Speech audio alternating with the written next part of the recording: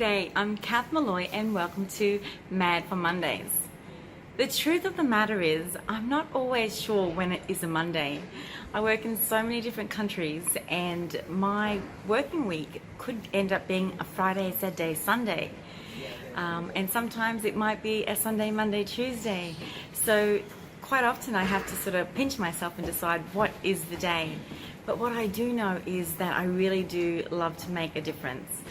So no matter what seems to be the start of the week for you, make it a good one.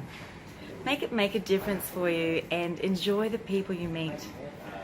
Don't forget, a smile is the global language of the world and it will make you feel good too. So start your week, no matter which day it is, with a great big smile, and we'll speak soon. Bye.